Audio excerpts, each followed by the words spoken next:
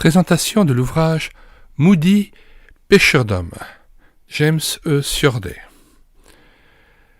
Moody, pêcheur d'hommes, militant des UCJG, Union chrétienne de jeunes gens. Ouvrage de 1978, paru dans la collection Le Phare. Alors, Dwight Lyman Moody, né en 1837 et décédé en 1899, était un évangéliste évangélique et un éditeur qui fonda la Moody Church, la Northfield School et la Mount Hermon dans le Massachusetts. Dwight Lyman Moody, fils de maçon n'ayant pas reçu de formation universitaire, devint néanmoins un remarquable prédicateur. Dieu se servit de lui pour amener quantité de personnes à la foi en Jésus-Christ au cours de nombreuses campagnes d'évangélisation. Moody fut tour à tour et en même temps directeur d'école du dimanche, dirigeant dans les unions chrétiennes de jeunes gens, évangéliste, fondateur et pasteur d'une église, créateur d'écoles secondaires et d'un institut biblique qui porte encore son nom. Moody fut l'un des plus célèbres prédicateurs américains du XIXe siècle. Nous avons déjà numérisé pour vous et mis à votre disposition gratuitement en téléchargement libre l'ouvrage de Moody, Le chemin qui mène à Dieu, ouvrage que vous pouvez télécharger sur le site internet médiathèquechrétienne.fr et nous remettons bien sûr le lien de ce livre dans les commentaires de cette vidéo, ainsi que le lien du livre Moody, pêcheur d'hommes de Siorday dans les commentaires de cette vidéo, avec le lien d'accès à nos deux playlists.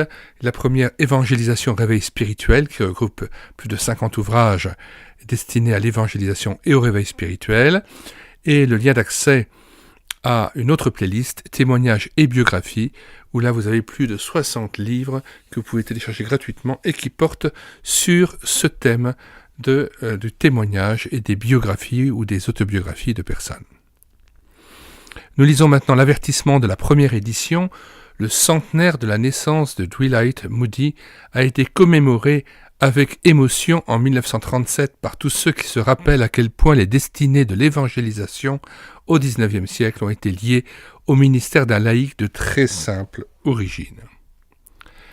Cette célébration a fait surgir des deux côtés de l'Atlantique toute une littérature évoquant les multiples enseignements d'une carrière entièrement vouée au service de Dieu. On a donc jugé utile de recourir à ces sources nouvelles pour décrire, une fois encore, après Auguste Clardon et Mademoiselle Soltomono, une existence aussi riche en résultats profonds. Et l'on a trouvé pour cette tâche un biographe ayant su l'accomplir avec ferveur. Sans que nous en ayons eu connaissance, la même pensée était venue à d'autres admirateurs de Moody, car au moment où M. le pasteur James E. Siorday achevait son manuscrit, l'un de ses collègues de la Drôme, M. Caron, faisait paraître aux Nouvelles Éditions de Toulouse une traduction de l'ouvrage américain Moody Still Lives, due à la plume du gendre même du héros. Fallait-il, devant cette coïncidence, renoncer à notre dessein ? Nous ne l'avons pas cru. À côté du témoin direct, il y a place pour le narrateur qui juge de plus loin. C'est pourquoi, ayant laissé à l'ouvrage en question une avance de près d'1 an sur le nôtre, nous tenons à donner un profil nouveau de l'évangéliste américain tracé par un Européen amplement informé. On nous présente ici non point un modèle, il n'en est guère parmi les fils des hommes, mais un exemple et un exemple parlant. Moody, plus vivant que jamais, déclare M. Caron, et cette formule, nous la faisons nôtre. Non seulement il vit, mais il nous stimule, il nous entraîne. En un temps où le mot d'ordre de l'Église doit être « évangélisation d'abord », n'est-il pas urgent que cette vie d'un humble croyant, devenu grand par son obéissance, redise à notre génération ce qu'elle a besoin d'entendre, à savoir que l'Évangile demeure la puissance de Dieu pour le salut de tout croyant. M. Geisendorf des Gouttes. Nous mettons dans les commentaires de cette vidéo le lien de téléchargement gratuit de cet ouvrage.